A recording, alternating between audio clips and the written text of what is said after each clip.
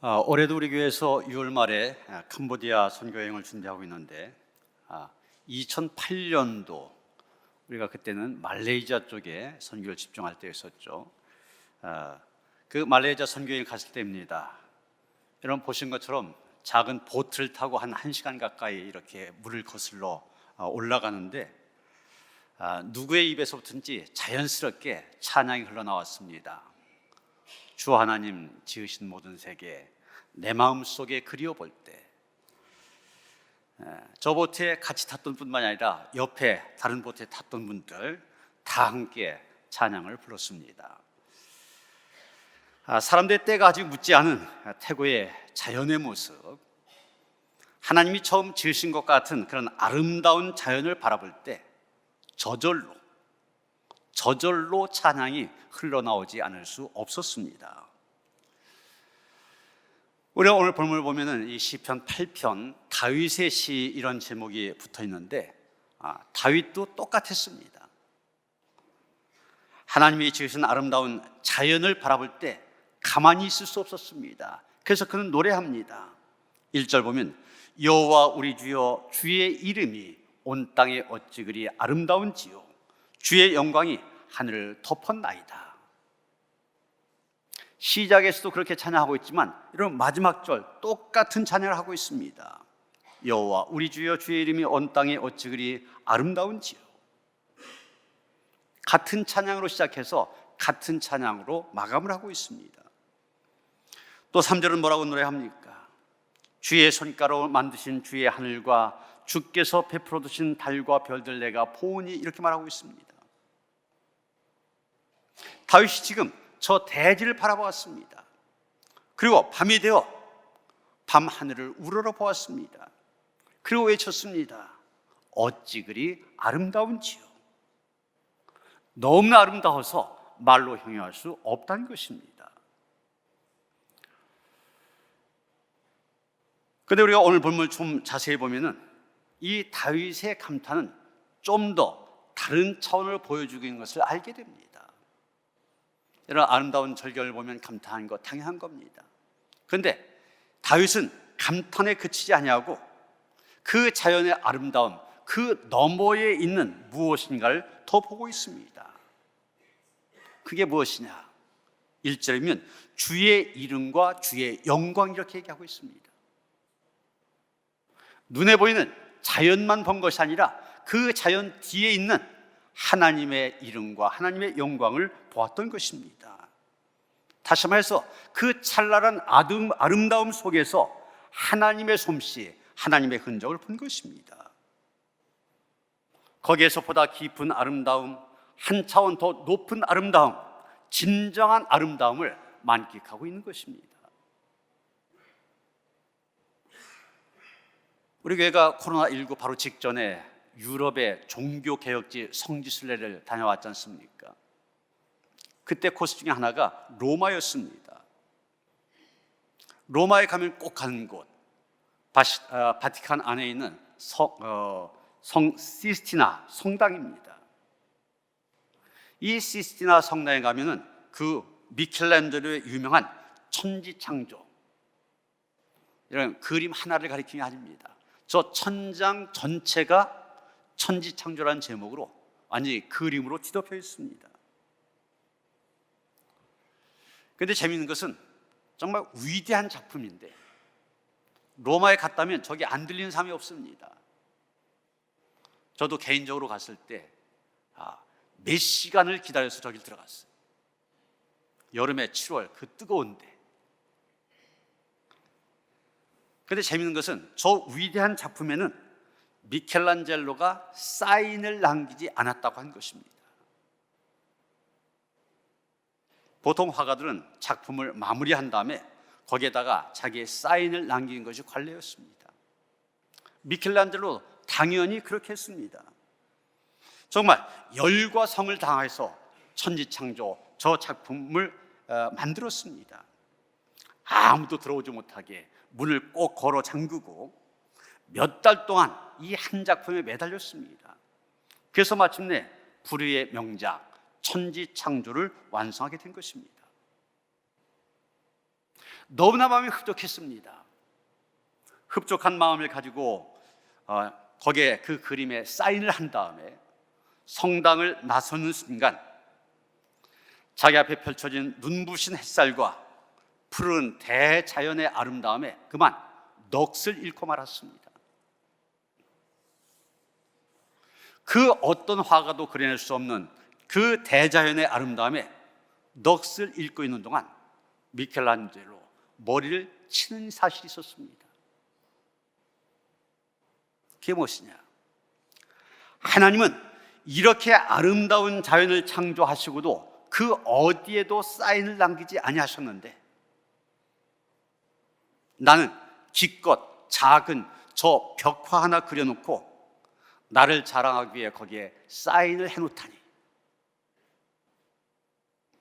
그는 다시 성당으로 돌아갑니다. 천장에 그려진 그 천지창조라는 작품에서 자기가 좀 전에 했던 사인 지워버렸습니다. 그리고 그 후로는 그 어떤 작품에도 자기의 사인을 남기지 않았다는 것입니다. 그런데 여러분, 미켈란젤로는 하나님의 사인을 보지 못했습니다. 그렇기 때문에 자기 사인도 지웠습니다. 그런데 다윗은 하나님의 사인을 보았습니다. 그래서 다윗 뭐라고 찬양합니까? 주의 이름이 온 땅에 어찌 그리 아름다운지요. 무슨 얘기입니까? 주의 이름이 이 온 땅에 쓰여져 있는 거 자기는 봤다는 얘기입니다. 하나님께서 이 창조를 마치시고 하나님의 사인을 남기신 것 자기는 보았다는 얘기입니다. 그렇습니다.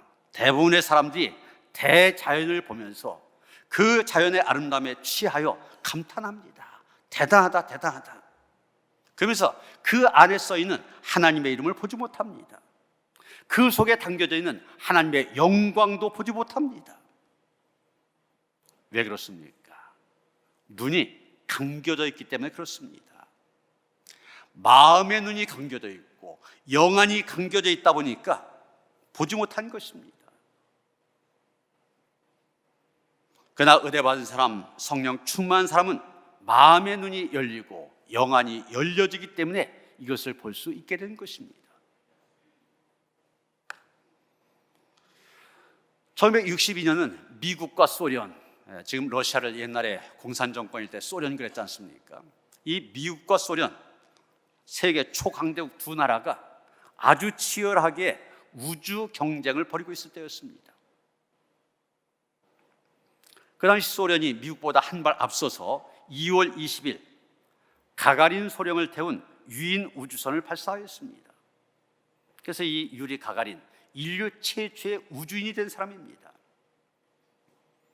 이 사람이 우주에 나갔다가 온 소감으로 지구는 푸르다 이 한마디를 남겼는데 너무나 유명한 말이 되었습니다. 그런데 그 한마디에 그친 것이 아닙니다. 이 사람 소련 사람이니까 공산당원 아닙니까? 공산당 무신론자도 있죠. 무신론자답게 한마디를 덧붙였습니다. 내가 우주선을 타고 우주에 나가보니 그 어디에서도 하나님을 볼 수 없었다. 하나님은 안 계시다. 지구는 푸르다는 말과 함께 이 한마디의 말을 더 남겼습니다.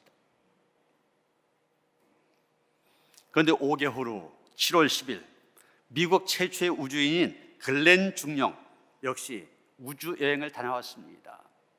그런데 그가 우주여행을 마친 다음에 소감을 말한 것, 가가린이 한 말과는 너무나 대조적인 말이었습니다. 내가 우주선을 타고 우주에 나가보니 그 우주에는 하나님의 영광이 가득하였다. 여러분, 똑같이 우주선을 타고 우주를 보고 왔습니다. 똑같은 데를 보고 왔어요. 그런데 한 사람은 하나님이 없다고 하였고 한 사람은 하나님의 영광이 가득한 것을 보았다고 하였습니다. 여러분, 왜 이런 차이가 생긴 겁니까? 이유는 간단합니다. 한 사람 영적인 눈이 감겨져 있었습니다. 다른 사람은 영적인 눈이 건강하다 보니까 띄어 있었습니다. 한 사람은 은혜를 모르는 사람이요, 다른 한 사람 은혜를 깊이 체험한 사람이기 때문입니다. 여러분, 우리의 영적인 눈이 띄어져야만 됩니다. 영적인 눈이 띄어질 때 온 땅에 주의 이름이 가득 쓰여 있는 것 볼 수 있습니다. 하나님의 영광으로 가득 차 있는 것 볼 수가 있게 된 것입니다. 다윗은 그것을 보았던 겁니다. 그런데 가만히 보면 다윗은 자연 속에서 하나님의 이름, 하나님의 영광만 본 것이 아닙니다. 이젠 바깥으로 향하였던 자기의 눈을 자기의 안으로 돌립니다. 그래서 자기 자신을 보게 되고 인간을 보게 됩니다. 그랬더니 대자연을 바라본 다음에 자기 자신을 바라보니, 인간을 바라보니 인간들의 너무나 보잘것없는 모습이 보여집니다. 그래서 3절 4절 뭐라고 합니까? 주의 손가락으로 만드신 주의 하늘과 주께서 베풀어 주신 달과 별들 내가 보니 사람이 무엇이기에, 인자가 무엇이기에, 그렇게 말하고 있습니다. 여러분, 우리가 3년이 넘는 이 코로나19 이 기간 동안 절실히 깨달은 게 있지 않습니까? 경험을 통하여서 깨달은 것이 있습니다. 그게 뭡니까? 인간이 얼마나 연약한 존재인가. 여러분, 저게 소위 말하는 코로나 바이러스 아닙니까? 저걸 현미경으로 확대시켜서 저런 모양 우리가 보는 것이지 그냥 실제 모습 눈에 보이지도 않습니다. 그런데 저 코로나 바이러스가 우리 몸속에 들어오면 꼼짝 못합니다. 저희 집 사람도 코로나 걸린 다음에 아직까지 냄새를 맡지 못한대. 어떤 사람은 건강하게 있다가 코로나 바이러스로 인해서 생명의 위협까지 받게 됩니다. 그래서 우리가 3년 넘게 꼼짝 못했잖아요. 그만큼 보이지도 않는 아주 작은 바이러스가 우리 몸 안에 들어오기만 해도 쉽게 쓰러지는 그런 연약한 존재입니다. 여러분, 우리가 살고 있는 이 지구가 얼마나 큽니까? 그런데 밤하늘에 빛나는 별들, 그 별들은 하나같이 이 지구보다 수만 배가 크다고 그래요. 2배가 아닙니다. 3배가 아닙니다. 수만 배가 크다고 그래요. 그런데 학자들에 의하면 이 우주에 떠 있는 별의 숫자가 얼마나 되냐, 이 지구상에 있는 바다와 사막에 존재하는 모든 모래 알갱이 그 숫자의 10배만큼이나 된다고 얘기합니다. 여러분, 이 우주 광활하다고 얘기하는데 우리의 상상을 벗어납니다. 이런 광활한 우주와 비교할 때 인간이라고 하는 존재, 지구라고 하는 것도 아주 작은 것인데 그 안에 거하고 있는 인간이라는 존재 얼마나 보잘것없습니까? 작고 초라합니까? 광활하게 펼쳐진 울창한 숲에서 나뭇잎이 하나 떨어진다고 하여서 숲의 영광에는 전혀 변화가 없습니다. 마찬가지로 우리가 살고 있는 이 지구, 그리고 그 안에 있는 모든 것이 없어진다 해도 이 광활한 우주의 영광과는 비교할 수가 없습니다. 아무런 변화를 주지 못합니다. 이런 식으로 생각해보면 인간이라고 하는 존재 얼마나 하잘것없는 존재인지, 정말 먼지만도 못한 존재입니다. 그래서 다윗은 사람이 무엇이기에, 인자가 무엇이기에 이렇게 말하고 있는 것입니다. 여기 사전에 나온 사람이라는 단어, 히브리어로 에노시 이런 말인데 유한한 존재 혹은 깨지기 쉬운 존재 이런 뜻을 갖고 있습니다. 또 인자라고 한 말, 한자어기 때문에 한글로 풀이하면 그대로 사람의 아들입니다. 그런데 히브리어는 벤 아담입니다. 아담은 흙으로 만들었다, 그런 뜻에서 붙여진 이름입니다. 다시 말해서 벤 아담, 흙으로 만들어진 존재다, 그런 뜻입니다. 그래서 이 사람이란 말도 그렇고 인자란 말도 그렇고 인간의 유한함, 인간의 무가치성, 이것을 표현할 때 쓰는 말입니다. 그렇습니다. 인간 육신적으로 보면 유한하고 하찮은 존재인 것 사실입니다. 그런데 성경은 분명하게 말합니다. 인간이 존엄하다고 얘기합니다. 그 사실을 증거하고 있습니다. 왜 그렇습니까? 태초에 하나님께서 우주 만물을 창조하실 때 인간 특별하게 창조하셨기 때문입니다. 어떻게 창조하셨습니까?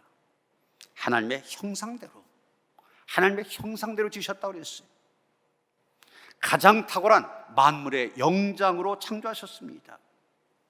그렇기 때문에 하나님께서 만드신 피조물 가운데 가장 위대한 작품, 바로 이 인간입니다.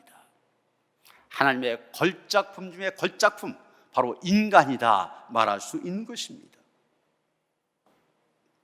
다윗은 지금 바로 이런 사실을 찬양하면서 이렇게 노래하고 있습니다. 5절 보시면, 그를 하나님보다 조금 못하게 하시고 영화와 존귀로 관을 씌우셨나이다.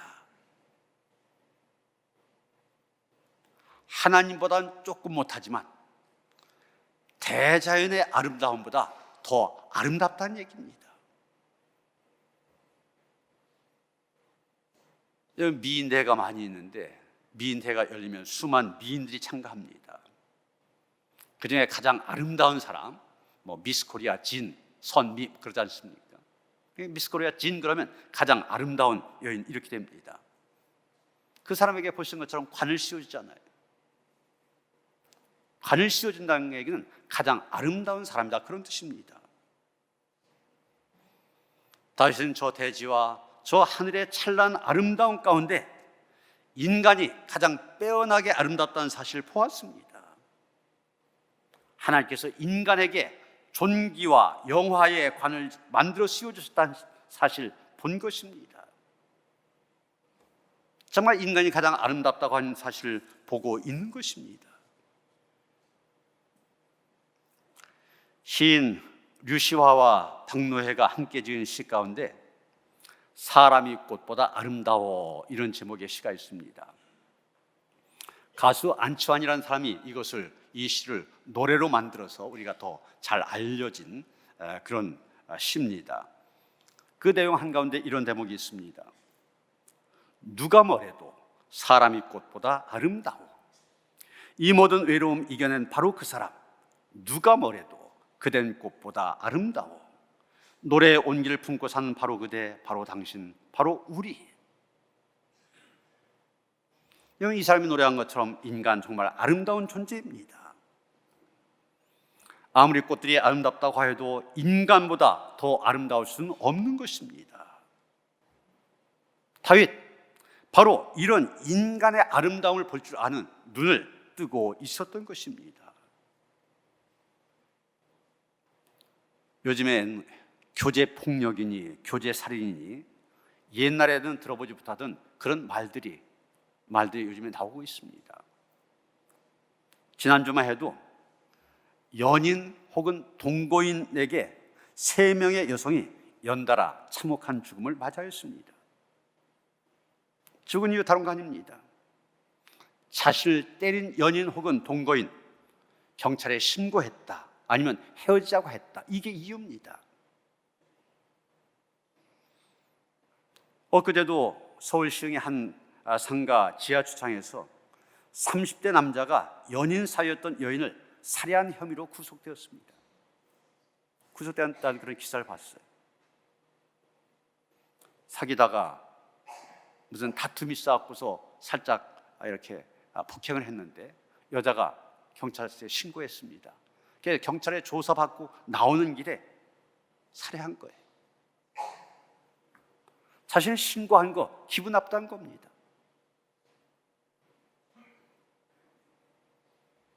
인간의 아름다움, 인간의 생명의 존엄, 이것에 대해 눈이 띄어져야 되는데 거기에 대해서 눈이 멀다 보니 이런 일이 생기는 것입니다. 이 눈이 바뀌어지지 않으면 앞으로 어떤 일이 생길지 몰라요. 예수님 말씀하셨습니다. 한 영혼이 천하보다 귀하다고 말씀하셨습니다. 한 인간이 이 세상 그 어떤 것보다도 가치 있고 더 소중하고 더 아름답다는 것을 말씀하신 것입니다. 우리에게 이런 주님의 눈이 있어야만 됩니다. 이 주님의 눈을 갖고 볼 수 있어야만 됩니다. 한 인간 생명보다 더 귀하고 소중한 것이 없다고 한 것 볼 수 있어야만 됩니다. 우리 오늘 본문의 말씀을 좀 더 자세히 살펴보면 다윗은 여기서 또 더 깊은 각도에서 인간의 아름다움을 보고 있는 것을 보게 됩니다. 4절 보면 사람이 무엇이기에 주께서 그를 생각하시며 인자가 무엇이기에 주께서 그를 돌보시나이까 그랬지 않습니까? 이 생각하신다는 말은 마음에 두신다는 뜻입니다. 돌보신다, 보살피신다는 얘기입니다. 다시 말해서 하나님께서 우리 인간을 그 마음속에 특별히 두고 계시다, 찾아오셔서 보살펴 주신다는 것입니다. 하나님께서 관심을 가지시고 보살피시기 때문에 인간은 특별히 아름답고 존귀하다는 얘기입니다. 여러분 TV 드라마를 볼 가운데 사극이 있지 않습니까? 그래서 궁중에서 일어난 여러 가지 일들을 그린 사극들을 보게 되는데 그 사극을 보면 여인들의 운명이 하루아침에 달라진 것 자주 보게 됩니다. 한갓 상궁 나인에 불과했지만 임금님 눈에 띕니다. 그래서 하룻밤 임금님과 만리장성을 쌓으면 그 다음엔 성은을 입었다, 신분이 달라집니다. 같은 후궁이라 할지라도 임금의 총애를 누가 받냐, 여기에 따라서 정치적인 힘이 달라집니다. 여러분, 우리가 위대한 것은 우리가 바로 하나님의 은혜를 입었기 때문입니다. 하나님께서 우리에 대해서 관심을 가지시고 하나님께서 우리를 보살피시는 그런 존재가 되었기 때문입니다. 원래 우리는 아담아입니다. 히브리어로 아담아, 흙이란 뜻이죠. 흙, 가장 어떻게 보면 가치없는 존재가 흙 아닙니까? 너무나 흔하고. 그런데 그 흙으로 만들어진 아담, 그에게 하나님께서 그 코에 생기를 불어넣으셨습니다. 그랬더니 천하보다 귀한 존재가 되었습니다. 한 걸음 더 나아가 우리 모두 죄인이었습니다. 정말 천하보다도 쓸모없는 벌레만도 못한 존재들이었습니다. 그런데 예수 그리스도의 십자가의 은혜를 입어서 죄사함을 받게 되었습니다. 그래서 우리는 정말 귀한 존재들이 되어진 것입니다. 이제 하나님께서 우리를 특별한 존재로 대하고 계십니다. 이것이 은혜입니다. 우리가 자격이 있어가 아니라 하나님께서 은혜로 이런 대접을 받는 것입니다. 이 은혜를 입은 자들, 그 무엇보다도 아름답습니다. 여러분 혹시 자신에 대해서 어떤 생각을 갖고 있습니까? 혹시 여러분 가운데 나 자신을 존중하는 자존감이라고 얘기하는데 이런 자존감을 잃어버리고 사는 분 있지 않습니까? 물론 아무 근거도 없이 자기를 대단한 사람으로 여기는 거 착각이라고 얘기합니다. 자기가 다른 사람보다 더 능력이 많다고 생각할 때 교만이라고 얘기합니다. 성경적인 자존감은 하나님과 나와의 관계 속에서 발견된 것입니다. 다시 말해서 난 아무런 의미 없는 존재가 아니다. 하나님께서 나를 그렇게 만드신 것이 아니다. 하나님께서 나를 만드셔서 나에게도 영광과 존엄의 관을 씌워주셨다. 그러니까 나는 대단한 존재다. 하나님과의 관계 속에서 이 사실을 깨닫는 데서부터 우리의 삶은 의미 있는 삶이 되어지고 아름다운 삶이 되어진 것입니다. 그래서 우리는 하나님께서 만드신 아름다운 자연 속에서 이렇게 외칠 수 있어야만 됩니다. 나 대단한 존재야. 저 아름다운 자연보다도 나 대단한 존재야. 외칠 수 있어야만 됩니다. 오늘 우리는 평신도주의를 지키고 있습니다. 그래서 다른 때와는 달리 장로님이 사회도 보시고 권사님이 기도하시고 또 성경봉도 젊은 청장년들이 성경도 봉독하고 좀 다른 때와는 다르게 이 평신도주의를 생각하며 예배를 우리가 드리고 있습니다. 우리 감리교회는 1979년부터 총회가 결의해서 이 평신도주의를 지키고 있습니다. 이 평신도란 말, 헬라어로 라오스 이런 말인데 하나님의 백성이라는 뜻입니다. 이런 우리가 구약을 보면은 제사장과 백성이라고 하는 두 가지의 계급이 확실했었습니다. 그런데 신약 성경에는 성직자와 평신도 이 구분이 없습니다. 한스킹이라는 신학자는 목사도 평신도도 똑같이 성직자다. 차이는 뭐냐? 목사가 교회를 향해 파송된 성직자라면 평신도는 세상을 향해 파송된 성직자다, 그런 말을 하였습니다.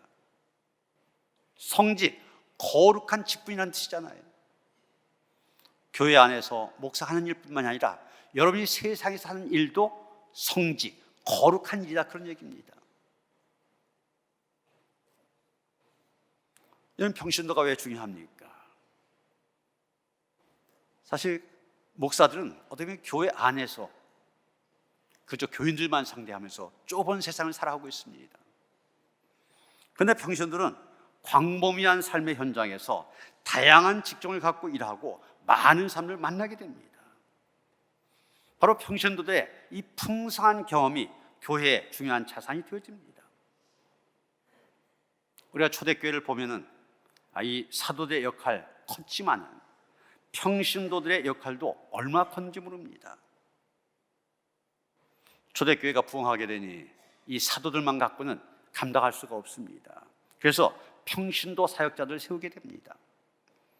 사도행전 6장 7절이면 사도의 지도를 따라서 예루살렘 교회는 기쁨으로 믿음과 성령이 충만한 사람 7명을 세우게 됩니다.